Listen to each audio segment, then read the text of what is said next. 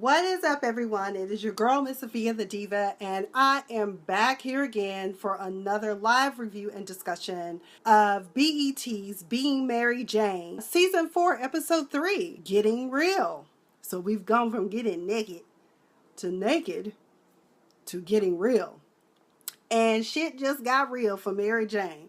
So, if you remember in seasons past, time and time again, Mary Jane had talked about this old manager that she had that got her fired from CNN. Justin, and being played by Michael Ealy, he is back, honey, and is going to be part of the scheme of Miss Rhonda Sales, played by none other than Valerie Pettiford, where she is, I don't get what the end game is here. I guess in some ways, Rhonda kind of did give Mary Jane some insight when she told her that the networks always think that there can only be one black woman at the top in the news network. But I don't know, either way, could you imagine walking into work one day and you've had this horrible manager and you're just like, oh my God, my language would be like, this fucker came back. Oh my God, I've got to quit. That would be the day I would pack up my shit and leave. But Mary Jane is going to stay and fight, suck it up and drive on because there's an end game and she sees it. I hope it works out for her. One of the things I did like is when she told Justin, basically, you didn't know the reason why she summoned you was basically so you could try to come for me. Okay, honey, you just a pawn in her game. Okay. His ego seemed a little bruised, but then he still put on that, I'm still an asshole and I'm the senior producer, so you can't talk shit to me because Rhonda Sales is the woman, okay? Basically, what is going on? Mary Jane's star was slowly but surely rising. What is it, Great Day or whatever it is? It looks like it's basically a parody of, what is that, the Today Show, which, by the way, did y'all see the shakeup at the Today Show? So, real quick, sidebar.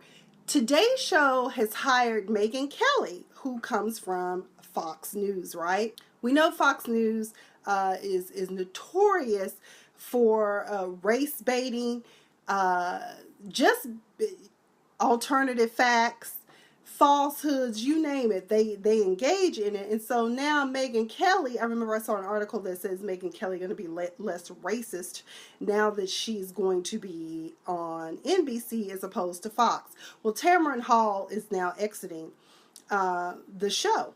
So I guess she was like, I gotta go. I don't know if they told her to leave or what. I really didn't get the backstory, but I saw the headline. Mary Jane's career is kind of getting sidebarred because all the stories and ideas that she wanted to have going on, instead of doling it out to each one, they basically are taking stories away from her and piling them on to other correspondents. Like, one girl got 3 news stories, and then she ended up with 4, and Mary Jane is like, well, what about me? So, of course, her and Kara, her sidekick, are up here trying to figure out, well, what can we do? We got to scramble to fix this. Which now, in hindsight, I bet now Mary Jane wishes that she had listened to Kara when Kara told her that we got to get Rhonda and beat her at her own game. Kara warned her. Meanwhile, her relationship with Lee Truitt seems to be going well. As you know, Lee is the stand-up comic that she met and had a one-night stand with in the first episode. I thought maybe she thought it was just going to be a one-night stand, but it looks like Lee is here to stay, honey. So she's looking for an apartment. Her little brother is now living in New York. I guess he's really into real estate development and property management, that type of thing. So her and Lee are talking about moving in because he's like, well, my sublet is almost up. And she's like, I got to move out this hotel. So I'm like, damn, it is hard out there in New York from what I understand. New York is very, very expensive, just like LA.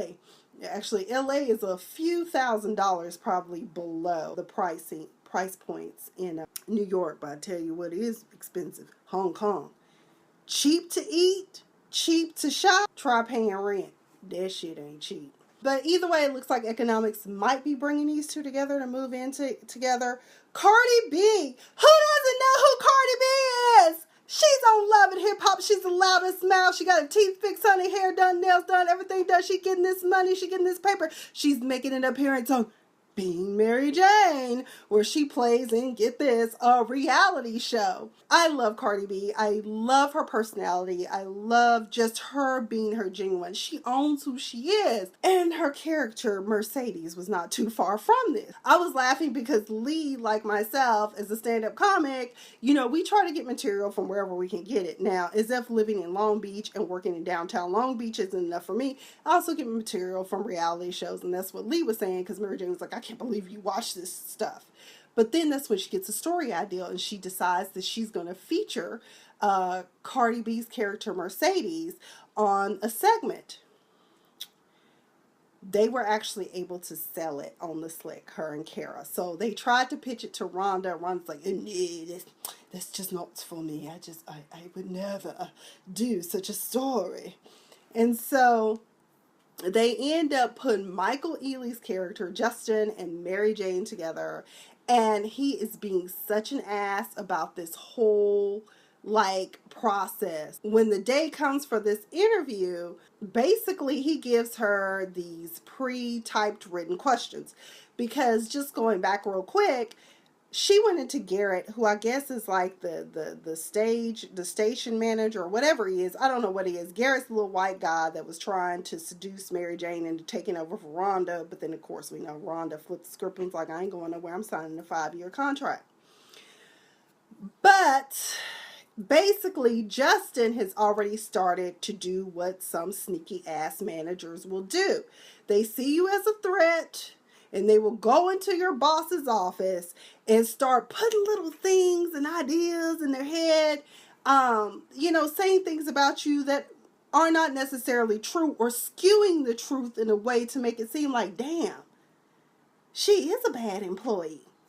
But either way, what happens is that basically they found the ugly black woman interview that Mary Jane did back when she was in Atlanta, and they were talking about, well, you were just race baiting and you were doing this, so your interview style really isn't going to work here. And so then, of course, is how she came up with, let's get with Cardi B. The interview is a total disaster, y'all. Cardi B, I honestly can understand some of what she was saying. But basically, she made some bathing suits but said they were lingerie that you could wear to swim in. I was like, isn't that essentially what Victoria's Secret does? But, okay, girl. And, Mary Jane really was in tracking. Cardi B's character Mercedes was telling her, next time they need to get somebody younger to interview me because they know what I'm talking about. And you don't know what I'm talking about. You don't know what's going on. And I was like, oh, shit, this is terrible. But Mary Jane bit back, and it was hilarious. She asked her, where can people find your stuff? Where can they come and buy it? We've got 5 million people watching. And she goes, it's a secret pop-up shop. And so she was like, well, it's a secret, so can you tell me? And so Cardi B wouldn't tell her. So finally, Cardi B went off and told her about herself. And then Mary Jane was like, so basically you can find Mercedes bathing suits selling them out the trunk of her car, or at your nearest barbershop or beauty salon or something like that. And I was like dying. I was like, oh my God. When she was walking by the green room, she overheard Mercedes there go that bougie bitch right there. And that's when Mary Jane, as she said, came out of her face and said, look here, you Bama country talking bitch. I said, not Bama, bitch. Oh, no. Okay. Basically, they pop off, and she was like, all you are is a baby breeder, and next time you try to make a baby, maybe you should swallow. I was like, ooh. It was just a tit for tat, but then just breaking that ice. But meanwhile, someone in Mercedes' camp was recording this, and thank God they were, because it kind of saved Mary Jane's career. Shit went viral of her coming out of her face. So now all these different people want to interview her. People want to do segments on her. However, it worked though. Rhonda, I guess, doesn't like the idea that Mary Jane probably went viral, and neither does Justin. So she does get to keep her job. It's just that now she's going to be a web correspondent, which she's like, so that means I'm not going to be on air. Well, the thing is, though, it's not really a bad thing. The majority of people don't even watch regular TV. Most of us are tuned into YouTube and various apps that have our different shows on them. So I don't think it's per se a bad thing. You do get to keep your job, and you probably do get more flexibility in story creation. So I honestly don't think it's a good or a bad thing. I mean, unfortunately, Justin is there to be a thorn in your side, but you got to make it work for you until you can move on to the next thing. Kara has her own little side project. This nice, hot Latin Orlando who plays baseball, but his RBI stats aren't that high as they used to be. Basically, she's trying to prep him for the next stage in his life, and she basically says, if you want to be the next Michael Strahan, I can get you there. Of course, Kara can get anybody there.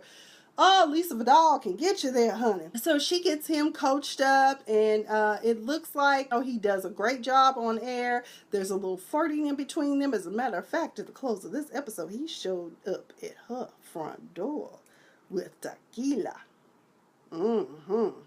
All he would need to do, honey, next is bring me an edible arrangement, and we would be good, okay? So she's possibly going to be dating a baseball player. One of the things that, despite the segment and everything, Mary Jane still, despite how Rhonda Sells, her mentor, someone she has admired for years, has done her, she still feels some type of allegiance and values her opinion. We see this when Rhonda says, we are only as good as the people we sit next to. Is that something you guys would agree with? Comment down below and let me know what you think about Rhonda Sells' quote, we're only as good as the people we sit next to. Is that true? Is that valid? What does Diva think? Diva thinks it depends. It depends. I think, me personally, I embrace people from all walks of life. I am that person who tends to be the one that ends up talking to any and everybody. So I think that we can all grow from each other. That's just my opinion, but I know what she's saying. It's basically about who you associate with, and I have paid the price dearly sometimes because of the people I associate with. So let that be a life lesson for you. Kara had no issue getting Garrett to agree to her baseball with Orlando. So I think with Garrett, he's one of those managers that kind of just goes with the flow. Like, he doesn't kind of want to rock the boat. He wants to keep everybody happy, but he's easily manipulated. Like, he can be swayed one way or the other. Gee, it would be nice if we had that in Congress, where they could be so easily swayed by the populace. But oh well. Her little brother is going to help her get the property. She sees it. Both of them have these weird things going on with themselves. Mary Jane is such a germaphobe until she feels as though the toilets and wherever she moves should be replaced. I was like, Lysol isn't effective. Lee doesn't like central air and heat. He likes a good old-fashioned radiator. You couldn't be my man if we had to live together. I need central air and heat. That's why I kill myself damn near to get it here in California. In Texas, it's standard. When they do go look at this one property, he basically is honest with her, like, we just really got together. Oh, but let me backtrack. Before that, honey, they are into some S&M bondage toy play. I don't know. I guess he's into butt plugs. I don't know what that was all about, but needless to say, them two got into some little freaky 50 Shades of Grey, Zane type stuff in this episode. I mean, hell, I just learned about the rubber band method thanks to this episode. I said I'm 40 and just learned that. Her and Lee have a spat about him moving in with her. And part of the issue is that you haven't met my children, and are we moving too fast? And that can happen. Some of us fall in love quickly. Some of us are hopeless romantics. It happens. People end up moving in together, sometimes for economics, sometimes because they feel as though they can't eat, sleep, live, or breathe without this person. So I think that it's interesting that when he basically was trying to tell her that I think it's too fast, and then she was like, get out, and then he leaves. But he does show back up at her front door when she has decided that her and Kara are going to have a girls' night in. But she ends up staying with him because he says, yeah, you told me to go away. I thought we were just having a fight. I didn't think we had broken up. By the way, shout out to Mary Jane for those tight ass Adidas shell toes. Yeah, shell toe Adidas. I like that. I like those. But I like Lee. Lee is trying to hold on because he's really trying to understand Mary Jane and trying to be there for her because I think he likes her. She has a lot of redeeming qualities. She's a professional woman that is very much type A and does very much like to be in control. But we also face the revelation of why Mary Jane was kind of trying to push so hard to get this property in Manhattan because it was such a cool spot. Because Lee told her, I feel as though you were trying to buy this not just for yourself, but for more than one person. I was like, well, what if she wants to throw a lot of hot parties and have family over for Thanksgiving and Christmas? We can't all just be in a extended stay. But I get it.